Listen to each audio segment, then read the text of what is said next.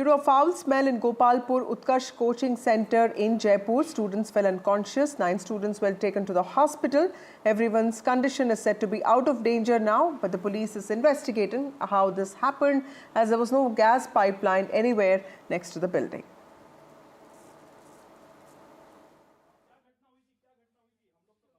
उसके बाद तुरंत पुलिस मौके पर गई थी, वहाँ मौका मुआयना भी किया था। वहाँ कोई ऐसी गैस वहाँ जरूर गटर की बदबू जरूर आ रही थी, क्योंकि वो क्लासरूम काफ़ी बड़ा है। तो हो सकता है कि बच्चों को सफोकेशन से और गटर की बदबू आने से उनसे बेहोश हो गए। हाँ, वो किचन में जो वेस्ट है मतलब कुल मिला के My colleague Harsha Kumari Singh joins me on the phone line. Harsha, the students have fainted, but police seem to be they seem to be still investigating as to how this really happened. What do we know so far? Well, I spoke to the police commissioner myself just a little while ago, and he has said that the children are absolutely fine.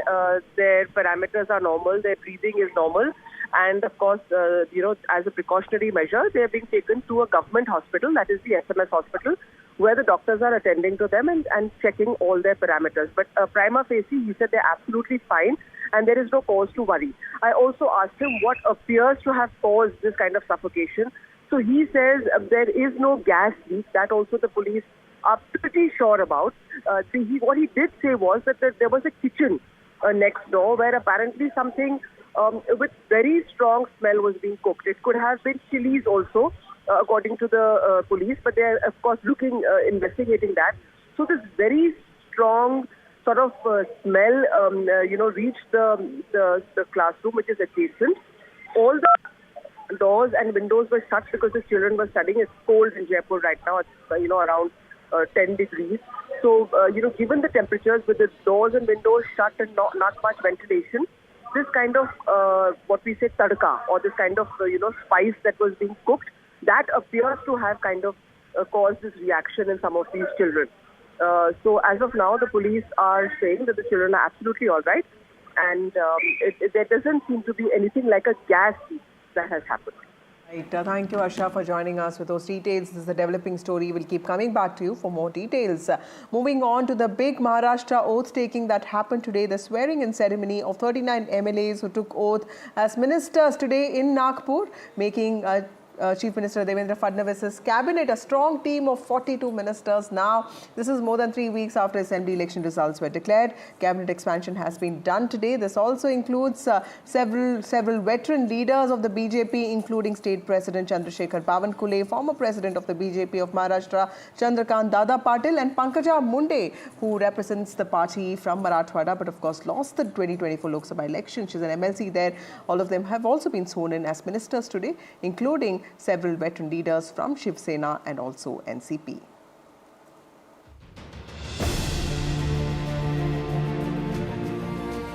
As many as 33 cabinet ministers and 6 ministers of state took oath in Maharashtra as the Mahayuti government expanded its cabinet.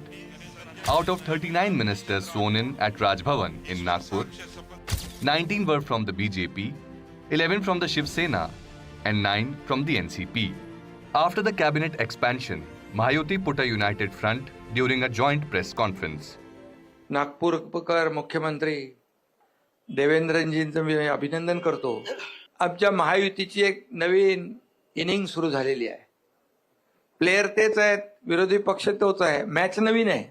जसं ते पुन्हा येईन म्हणाले तसं मी त्यावेळेस म्हणालो होतो की आम्ही दोघं मिळून 200 आमदार निवडून आणणार, आणि नंतर तर पुढचे 232 आलेत आपले, 37. मग ते अजितदादा आल्यामुळे आपलं बोनस. हम परफॉर्मेंस ऑडिट ये निश्चित रूप से हर मंत्री का करेंगे, और परफॉर्मेंस ऑडिट में जहां ये ध्यान में आएगा कि मंत्री उचित काम नहीं कर रहे हैं, उस समय उस मंत्री का पुनर्विचार किया जाएगा. The Mahayuti 2.0 cabinet also saw an increased number of the first-time MLAs. सब जन का मैं दिल से मैं उनका शुक्रिया अदा करता हूं कि मुझ जैसे एक युवा हिंदुत्वरी विचार के कार्यकर्ताओं को इतनी मंत्री पद की जिम्मेदारी उन्होंने दी. अब इस जिम्मेदारी के माध्यम से हिंदुत्वरी विचार तो हम और भक्कम करने की कोशिश करेंगे और उसके साथ महाराष्ट्र का विकास करेंगे। However, several senior leaders of NCP and Shiv Sena skipped the oath-taking ceremony. Chhaggan Bhujbal, Dilip Walse Patil, Tanaji Sawant and Deepak Kesarkar were among the others who skipped the swearing-in ceremony. वरिष्ठ नेताओं को जिनको अभी संधि नहीं मिली है, यही term में, यही 5 साल में शिंदे साहब उनको भी संधि जरूर देंगे। माननीय शिंदे साहब जो निर्णय करेंगे वो हमको मान्य रहेगा। There are reports that some leaders are upset as they were promised a berth but never got one. Be it Narendra Bhondekar, a Shiv Sena MLA from Bhandara who has resigned from the party post, or Ramdas Athavale from RPI-A who expressed his dissent for not getting even a single cabinet berth. RPI को एक मंत्रिपद देना चाहिए और ये खाली BJP की जिम्मेदारी नहीं है। यहाँ माननीय एकनाथ शिंदे जी और अजित दादा पवार जी, इनकी भी भूमिका इसमें रहनी चाहिए। रिपब्लिकन पार्टी का वोट उनकी कैंडिडेट को भी मिला है, वो भी कैंडिडेट चुनकर आए हैं, तो तीनों ने मिलकर आरपीआई को एक मंत्रिपद देने का विचार करने की आवश्यकता है। In Maharashtra cabinet, many new young faces have been inducted. Maharashtra cabinet has taken shape after massive mandate and hectic parleys, but the question still remains about portfolio allocation. With Anuj Raite, Bureau Report, TV. Well, ahead of the Delhi election, slum politics has intensified. Delhi BJP leaders are staying overnight in slums of New Delhi. BJP has said that Aam Aadmi Party is all set to be ousted out of New Delhi. Aam Aadmi Party, meanwhile, has said that BJP is trying to take over Delhi slums. This is BJP's electoral campaign to counter the Aam Aadmi Party in the upcoming Delhi polls. BJP MPs, MLAs have started visiting slums and they have started interacting with residents. Residents face drinking water and electricity issues. Aam Aadmi Party, meanwhile, has said that BJP is inspecting these plots in slum areas ahead of the polls and that the party is planning to take over plots if voted to power. But the BJP has launched its Ratri Pravas Samvad Abhiyan, which is seen as a counter to Aam Aadmi Party's position in Chughi Jhopris of New Delhi. Sir, आप यहाँ पर in fact पूरे रात रहने वाले हैं। बहुत से लोगों ने आपने अभी बातचीत भी की है। क्या कुछ आपको लग रहा है कि यहाँ के लोगों के लिए क्या कुछ दिक्कतें अभी? ये अरविंद केजरीवाल के कुशासन का खुलासा हो रहा है। जिस तरह से भ्रष्टाचार किया गया दिल्ली में, फ्री बिजली पानी के नाम पर लोगों को ठगा गया है। वो ये बता रहे हैं झुग्गीवासी कि हमें बिजली का बिल, इनका पिछले महीने का बिल 2800 रुपये था। तो अगर इतने एक कमरे का बिल 2800 रुपये देना पड़ रहा है तो आप समझ लीजिए दिल्ली की स्थिति क्या है। और हम जो इस प्रवास कर रहे हैं, आज 1000 झुग्गियों में हमारे कार्यकर्ता रुक रहे हैं और हम उन झुग्गी वालों को ये विश्वास दिला रहे हैं कि दिल्ली में जब डबल इंजन की सरकार बनेगी, माननीय प्रधानमंत्री के नेतृत्व में दिल्ली में समुचित विकास होगा और इनका जीवन मान सम्मान का उसकी चिंता भारतीय जनता पार्टी करेगी। सर, क्योंकि आज आप यहाँ पर रात्रि प्रवास करने वाले हैं, क्या कुछ आपका रहने वाला है आज का पूरा प्लान? नहीं, अभी तो हम इन सब झुग्गी वाले जो हमारे भाई बहन हैं, बच्चे हैं, उनके साथ अभी देखा हम खेल रहे थे। अभी इन सबसे मिलना होगा, बाहर सबके साथ बैठेंगे, देर रात तक यहाँ एक चौपाल जमेगी, चर्चाएँ होंगी और उसके बाद इनकी समस्याओं को लेकर जो इनका फीडबैक है वो हम अपने मैनिफेस्टो में भी लेकर आएंगे और कैसे इनकी समस्याओं को दूर कर पाएँ इसका प्रयास हम करेंगे। Poor slum dwellers are believed to be core voters of Aam Aadmi Party, but this time around we are seeing BJP launching this Pravas campaign. You know, where they're residing at a slum dweller's home. Do you think BJP is trying to get into the core vote bank of the Aam Aadmi Party this time? नहीं, मैं गया था सभी slum से, मैंने पता किया था कि भाई बीजेपी के नेता आए थे, कहते हाँ जी वो प्लॉट देखने आए थे, तो वो प्लॉट चेक कर रहे हैं कि भाई कौन से प्लॉट पे कौन कब्जा करेगा। वो चाहते हैं कि भाई सारे प्लॉटों में झुग्गियाँ तोड़ दी जाएँ और वहाँ पे उनके अपने बड़े आलीशान बिल्डिंगें बन जाएँ। ऐसा उन्होंने बॉम्बे में किया भी था, बीजेपी वालों ने वैसे ही करने की तैयारी कर रहे हैं। Ahead of the upcoming assembly polls, the BJP has launched its key campaign, that is the Ratri Pravas Abhiyan Samvad, and what we are showing is the visual of the Rajiv Camp, Jhilmil Colony, wherein the BJP president, Mr. Virendra Sachdeva, has come here to stay the night. Now, ahead of this whole campaign, that is Ratri Pravas Samvad Abhiyan, it is a part of which several BJP MPs and MLAs and senior leaders are visiting various slums across the national capital to interact with the residents and spend an night in their houses. Now we are showing you the poster. This is the house wherein the BJP President Virendra Sachdeva will be staying here. This is the house of Mr. Mohan Yadav. Now we are showing you the visuals from, we'll try to show you the visuals from inside of his house. It can clearly be seen that this is a very small and compact house wherein the BJP President will be staying the night. He is in fact having a conversation with the people, with the residents of this house. In visuals we are showing you Mr. Virendra Sachdeva in fact having a conversation with the people who are the residents of this house. Now this is the whole colony, Jhilmil colony, Rajiv camp, where people are in fact saying that the main problem here is of the water crisis. The water is quite polluted here for people to in fact live inside, and that is why for this time around they will be voting for a government who in fact promises, for a party who promises that they will be able to provide them this basic necessities such as drinking water and in fact a place to live, because what we are showing you is a very compact place where people are quite struggling to live here, and that is why this whole campaign has been made to target the key voters of Delhi NCR. We are showing you the visuals of Mr. Virendra Sachdeva and the people who are in fact living in this house. We'll try to talk to the people also. आपका नाम क्या है? महेश यादव जी। आपका घर है? जी जी। आज जो Delhi BJP के प्रेसिडेंट है वो आपके साथ यहाँ पर रात्रि प्रवास करने वाले हैं, क्या कुछ मुद्दे हैं इस बार आपके? हमारे मुद्दे बहुत हैं। अध्यक्ष जी को हम बताएंगे अपनी सारी समस्या, जितनी समस्या है कि हम लोग किस समस्या में चल रहे हैं, किस समस्या में जूझ रहे हैं, कि हम लोग अपने अध्यक्ष जी से बताएंगे कि हाँ ऐसे ऐसे हम लोग परेशानी में हैं। ना पानी सही है, ना बिजली कहते हैं माफ़ है, बिजली भी आ रही है, सबका इतना बिल आ रहा है, किसी का 1000 आ रहा है, किसी का 800 आ रहा है, किसी का 2000 आ रहा है, सबका बिल आ रहा है। कोई फ्री नहीं है, कोई कुछ नहीं है। सब ये कागज़ पे वहाँ बड़े बड़े दावा करते हैं केजरीवाल जी कि हाँ हम सब कुछ फ्री दे रहे हैं, कोई फ्री नहीं है। Meanwhile, a fresh war of words between Aam Aadmi Party and BJP has erupted in the national capital over Rohingyas. Delhi Chief Minister Atishi has written to Union Home Minister Amit Shah raising concerns over the resettlement of Rohingyas in the national capital. Union Minister Hardeep Puri, meanwhile, has hit back accusing Aam Aadmi Party of diversionary politics and spreading false narratives ahead of the Delhi polls 2025.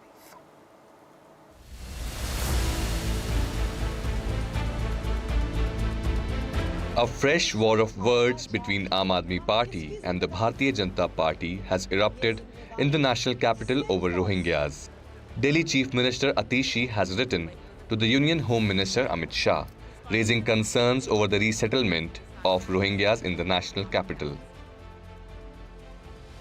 The letter sent amidst an ongoing political tussle between Aam Aadmi Party and the BJP, highlights what Atishi described as the centre's failure to protect India's borders, leading to the infiltration and alleged settlement of Rohingyas in Delhi. एक state से दूसरे state में illegal immigrants की आवाजाही रोकना किसकी जिम्मेदारी थी? ये जिम्मेदारी सिर्फ और सिर्फ भारतीय जनता पार्टी शासित केंद्र सरकार की है और हमारे गृह मंत्री अमित शाह जी की है। और आज ये बिल्कुल साफ हो गया है कि वो इस जिम्मेदारी को पूरा करने में 100% फेल हैं। Citing a 2022 social media post by Union Minister Hardeep Singh Puri, who had announced the shifting of Rohingya refugees to EWS flats in the city's Bakarwala area, Atishi claimed it was evidence of the centre's active involvement in settling the refugees. क्या Bharatiya Janata party की इस refugee policy के तहत दिल्ली में और देश के अनेकों हिस्सों में सोच समझकर रोहिंग्या शरणार्थियों को बसाया गया? Hitting back, Union Minister Hardeep Singh Puri accused Aam Aadmi Party of indulging in politics of diversion, false narratives and half-truths. He clarified that no Rohingya migrants have been given a government house in Delhi. Rohingya और बांग्लादेशियों को अपना vote bank बनाने का काम आम आदमी party करती है और आम आदमी पार्टी ने वोट तुष्टीकरण के लिए इनको पालने का काम किया। इसलिए जब हम कहते हैं कि उनके वोटों की जांच हो, उनकी जांच पड़ताल हो, तो इनको दर्द होता है। वो दर्द हमें समझ में आता है। In the run-up to the Delhi Assembly polls due in February 2025, The ruling Aam Aadmi Party and BJP have been hitting out at one another over the issue of illegal Rohingya and Bangladeshi people staying in the national capital. Last week, the Delhi LG Secretariat directed the Chief Secretary and Police Commissioner of Delhi launch a 2-month special drive to identify and take strict action against illegal Bangladeshi immigrants residing in the national capital. With Anushka Garg, Bureau Report, NDTV. Meanwhile, moving to stories from the south of India, Indian film actor, film producer Manchu Mohan Babu has visited a hospital to apologize to injured journalist Ranjit Kumar. Veteran Tollywood actor Manchu Mohan Babu visited Yashoda Hospital today to personally apologize to the TV reporter Muppidi Ranjit Kumar and his family members. This visit follows an incident on the 10th of December at Mohan Babu's residence where the actor allegedly assaulted Ranjit Kumar, leading to the journalist's hospitalization with multiple fractures. Now, the incident sparked protests across journalist associations in Hyderabad, and they demanded accountability and stricter measures to ensure safety of media persons. An FIR has also been filed against Mohan Babu, and he has been booked under various sections, including voluntarily causing hurt and criminal intimidation. Sections actually were changed from just voluntarily causing hurt to attempt to murder, and that becomes even more serious.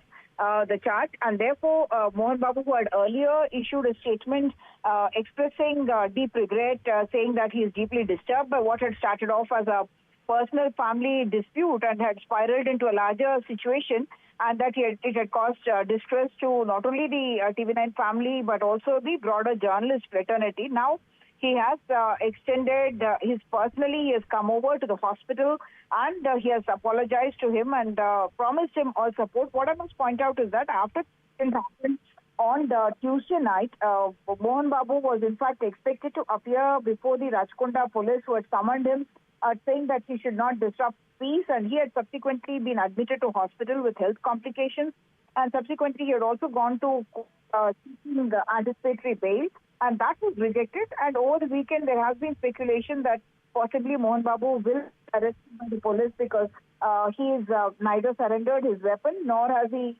come to the police station to furnish a bond. And more importantly, the section being changed into attempt to murder because journalist Ranjit Kumar had actually suffered 3 fractures in his zygomatic bone, which is the face bone, and therefore surgery had also to be done on his face, and he underwent those surgeries. And subsequently, because of the serious nature of the injuries, the police had modified the section to attempt to murder, and therefore this is certainly a way to try and de-escalate the situation and trying to reach out to the family to say that I didn't mean wrong here, and therefore in a sense, I would also think that trying to win over some goodwill and hope that the legal case doesn't take a very adverse turn. So while the anticipatory bail plea was rejected, there was some word that the police teams are on the lookout for Mohan Babu, and it is at this time that Mohan Babu has gone personally to the hospital, visited, and also met with the family members along with his other son, Manchu Vishnu, because Manchu Manoj is the second son with who he had a dispute, and it is in that altercation that the attack on the TV9 journalist had happened. Meanwhile, Anura Kumara Dissanayake, Sri Lanka's newly elected president, is visiting New Delhi for the second time in just 10 months. We'll get you all that and more on the other side of this break.